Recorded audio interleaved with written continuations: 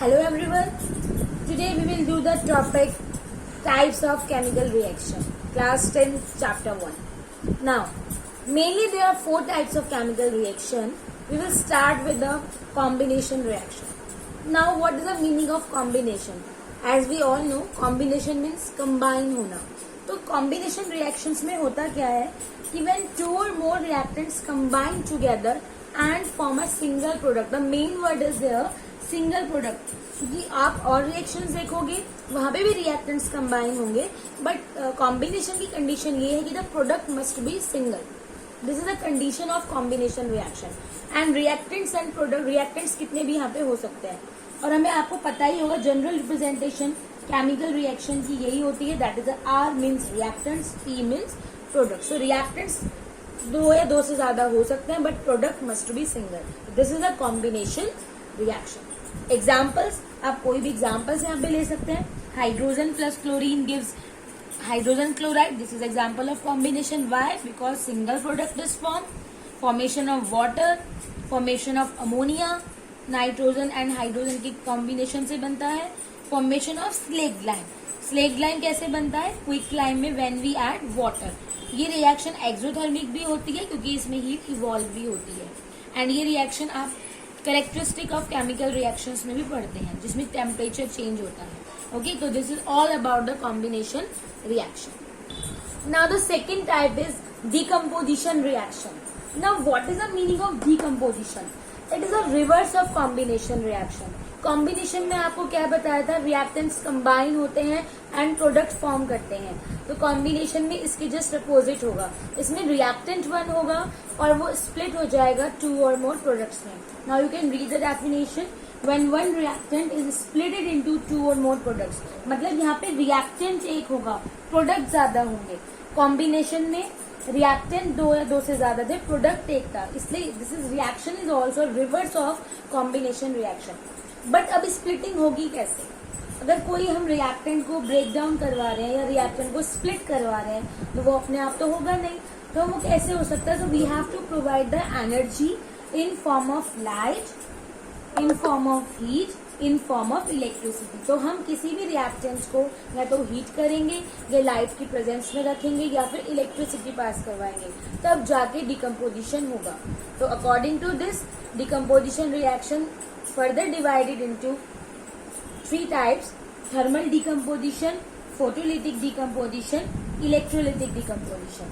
As a name indicate, thermal means heat, means जब हम किसी भी कंपाउंड का डिकम्पोजिशन हीट की प्रेजेंस में करवाएंगे या हीट करवा के करवाएंगे, लाइक हमने सपोज टेस्ट ट्यूब में कंपाउंड ले लिया, अगर हम ऐसे डिकम्पोजिशन करवा रहे हैं हीट करवा के तो उसको थर्मल बोलेंगे.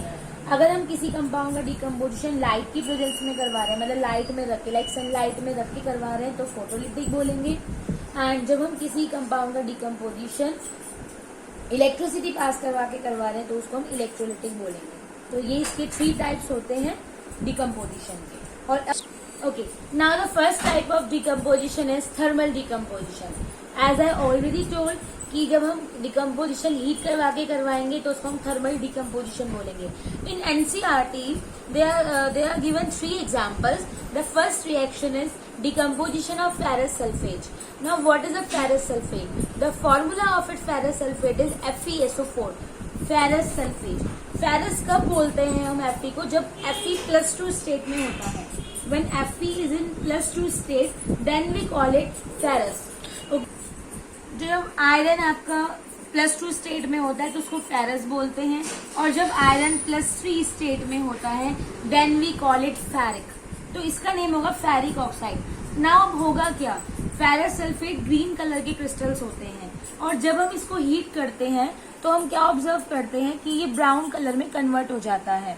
ठीक है, वैसे तो ये हाइड्रेटेड सॉल्ट होता है, पहले तो हीट करने पे इसका मॉइस्चर ही रिमूव होता है, लेकिन फिर ये डायरेक्टली ब्राउन कलर कंपाउंड बनता चला जाता है along with the formation of 2 gases SO2 and SO3. ये एक्टिविटी आपकी एनसीईआरटी में भी गिवन है एंड ये बोर्ड में भी इम्पोर्टेंट है, क्वेश्चंस काफी आते हैं. सपोज आपका आ जाता है कि when 2 gram ferrous sulphate is heated then what will you observe. तो इसमें से क्वेश्चंस काफी आते हैं. It was very important reactions. जो रिएक्शंस एनसीईआरटी में गिवन है वो बहुत ज्यादा इंपॉर्टेंट है, कभी ना ईयर में रिपीट होती ही है.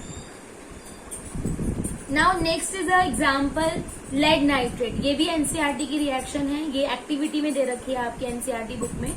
लेड नाइट्रेट आपका एक सॉल्ट है और ये व्हाइट कलर का होता है, ठीक है। और जब इसको हम हीट करते हैं तो हम क्या ऑब्जर्व करते हैं कि जब इसको हीट कर रहे हैं तो इसमें ब्राउन कलर की गैस इवॉल्व हो रही है। वो ब्राउन कलर की गैस कौन सी होती है? NO2 होती है।